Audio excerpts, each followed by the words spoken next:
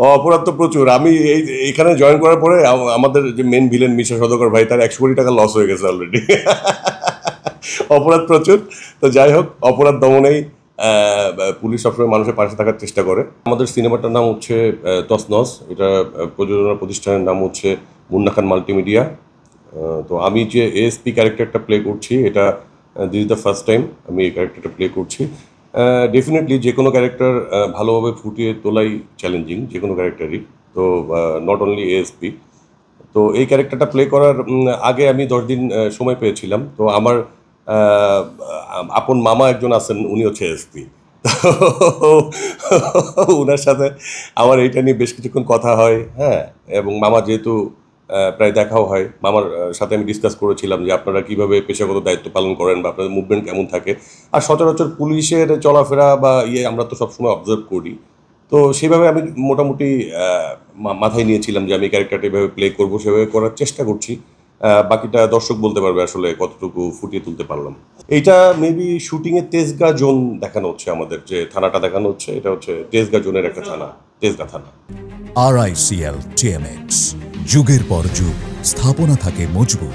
এর আগে যেটা করা হয়েছে আমি খাস জমিন সিনেমাতে, ওখানে ওসি ছিলাম আমি। তো নায়ক ছিলাম, ক্যারেক্টারটা ওসি ছিল। তো ওখানে সাইমনও ছিল। সাইমন ছিল এসি ল্যান্ড অফিসার। তো এসপি আর একটু ভারী দায়িত্ব, মানে ওসিদেরও বস।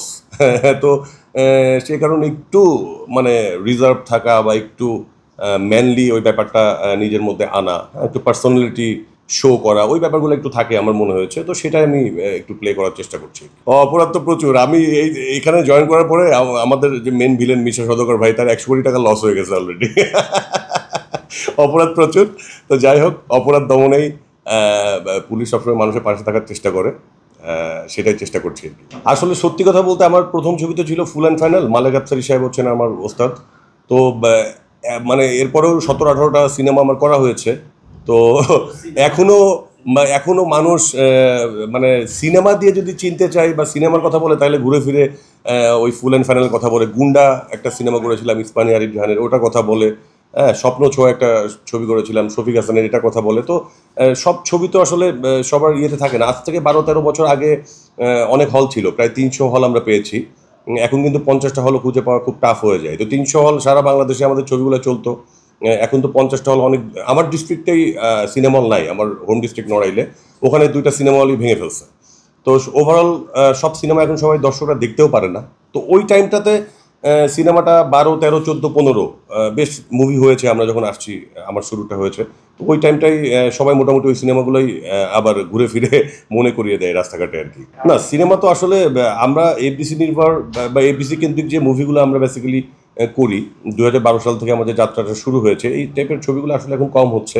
আর 5ই আগস্টের পরে অলমোস্ট ছবি তো এই 1 বছরে এফডিসিতে কয়টা হয়েছে আমার জানা নেই। তবে ভালো কাজ হলে, ভালো ডিরেক্টরের কাজ হলে আলহামদুলিল্লাহ আমাদের ডাকে এবং আমরা চেষ্টা করি ভালো গল্প হলে কাজ করার। এটা আসলে একটা গুরুতর দায়িত্ব বোধের জায়গা, হ্যাঁ। এবং জনগণের জানমাল হেফাজতের একটা বিষয় এখানে থাকে। তো আমার ব্যক্তিগত জীবনে যেহেতু আমি পুলিশ অফিসার না, তো আমার মনে হয় যে যদি আমি সত্যি সত্যি পুলিশ অফিসার হতাম, তো ট্রাই করতাম যে মানুষের পাশে থাকা, জানমালের নিরাপত্তা দেওয়ার, হ্যাঁ, এবং সঠিকভাবে দায়িত্বটা পালন করার চেষ্টা করতাম।